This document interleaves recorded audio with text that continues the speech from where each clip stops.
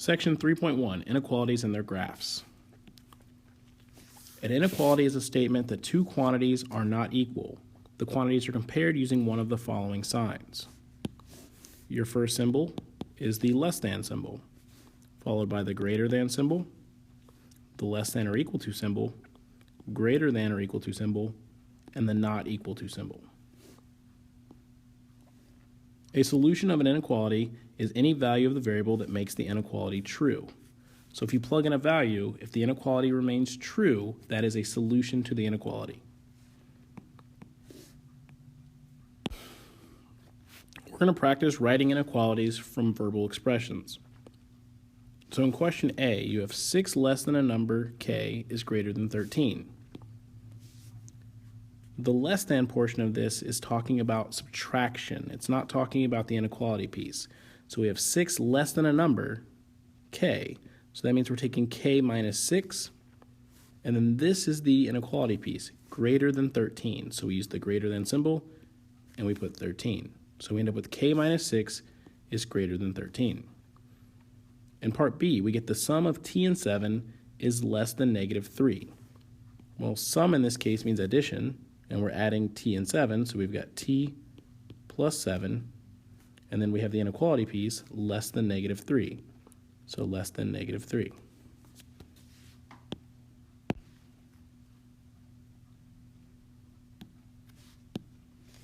Now we're going to identify solutions of inequalities.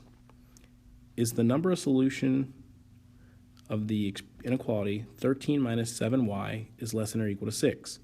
To test if the number is a solution to the inequality, all we have to do is plug in the value for the given variable and then see if the inequality remains true.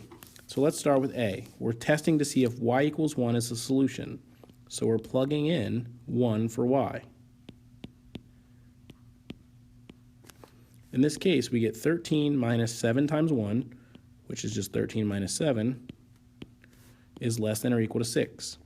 13 minus 7 is 6, and it says 6 is less than or equal to 6. Well, since 6 is equal to 6, this is a true statement. So yes, this is a solution. In question B, we've got y equals 3. So we're going to take 13 minus 7 times 3 is less than or equal to 6 again. So 13 minus 7 times 3 is 21, is less than or equal to 6. Well, 13 minus 21, in this case, just gives us negative 8. Negative 8 is less than or equal to 6. Well, that's a true statement. So yes, this is a solution as well.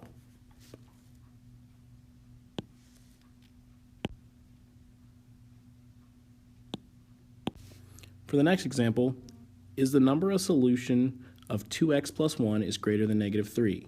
So for part A, we're going to plug in negative 3 for x and see if this is a solution.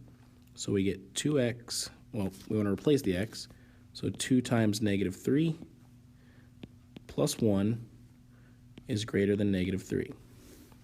So 2 times negative 3 gives us negative 6, plus 1 is greater than negative 3. Well, negative 6 plus 1 is negative 5, greater than negative 3. Is 5 greater than negative 3? No. Negative 5 is actually less than negative 3, so this is not a solution. Then part B, we're plugging in negative 1 for x, and we're seeing if this is a solution. So negative 1, so 2 times negative 1 plus 1 is greater than negative 3. Well, 2 times negative 1 is negative 2, plus 1 is greater than negative 3. So negative 2, positive 1 gives us negative 1. And so we have negative 1 is greater than negative 3. Well, that's true. So yes, negative 1 is the solution.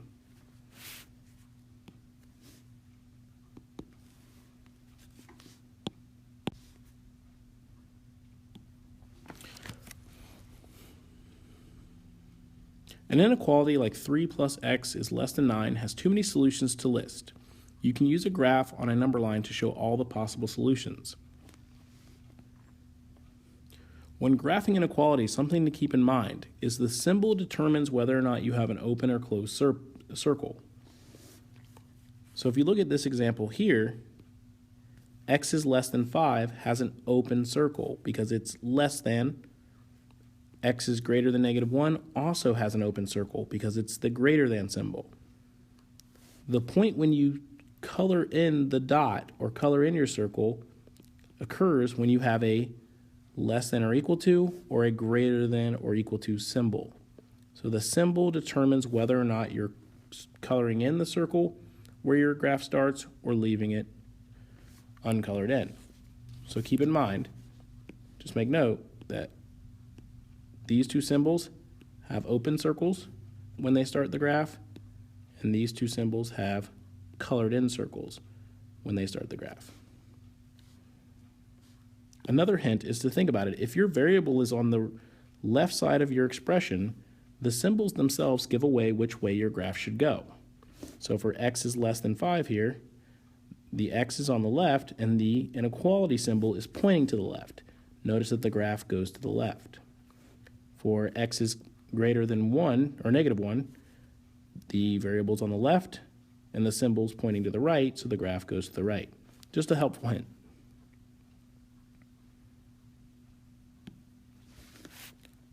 All right, so we're going to practice graphing inequalities.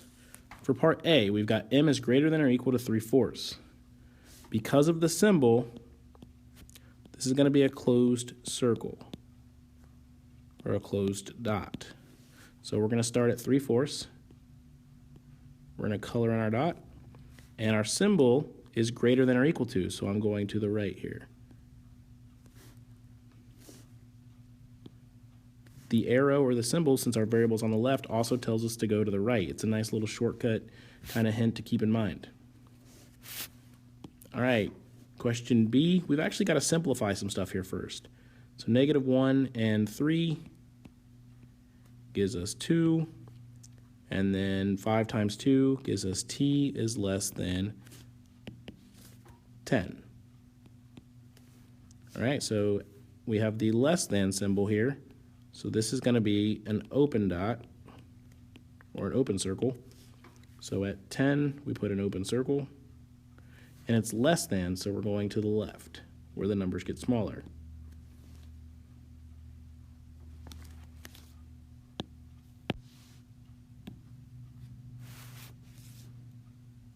In example C, we've got g is greater than 2.5. We have an open circle at 2.5, so right about here. And it's greater than, so we're going to the right.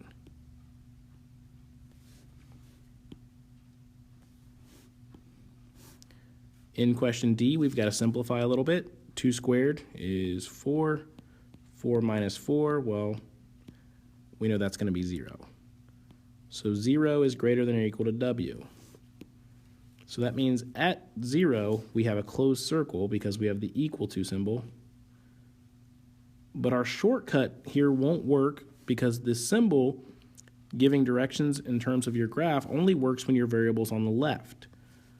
But the nice thing here is I can flip this around. I can put w on the left as long as I keep my symbols in the same relative position. So I noticed that it was 0 is greater than or equal to w, so now I need w is less than or equal to 0, which is the same statement, just written in the correct fashion so I can use my shortcut.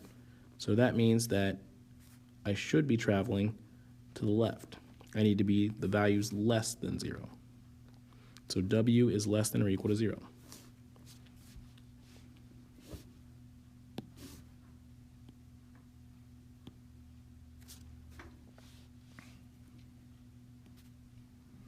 Now we want to practice writing an inequality from a graph. Write the inequality shown by each graph.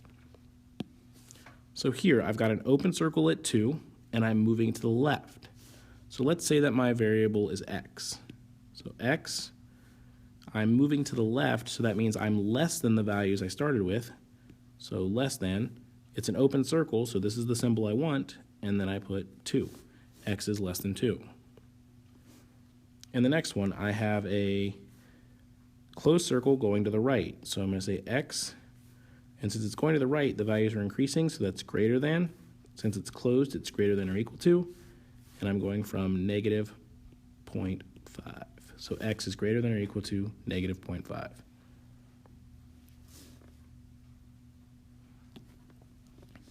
Ray's dad told him not to turn on the air conditioner unless the temperature is at least 85 degrees Fahrenheit.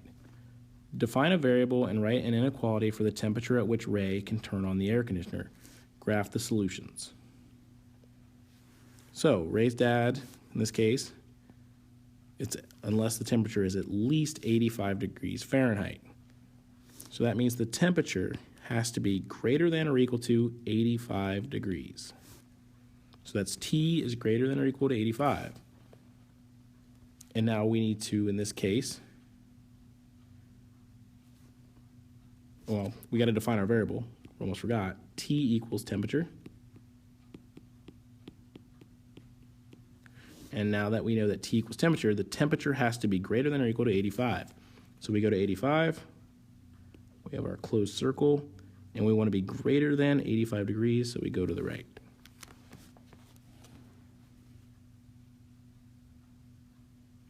And then the last example, a store's employees earn at least $8.50 per hour. Define a variable and write an inequality for the amount of employees the amount the employees may earn per hour. Graph the solutions. So $85 per hour, they can earn at least $85 per hour. So that means that's the minimum they're going to earn. So workers, in this case, we're going to let W equal the wages the employees are going to earn.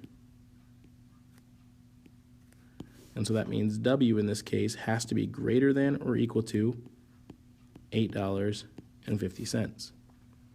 So it's kind of like saying minimum wage is $8.50 per hour. So we're going to go ahead and graph this and show the solution because employees must earn at least. So that means their wages have to be greater than or equal to the minimum amount of $8.50. So we're going to go ahead and put a closed circle right around where we think $8.50 would be. So we can kind of do $8.50. And since we're greater than, we're going to be moving to the right.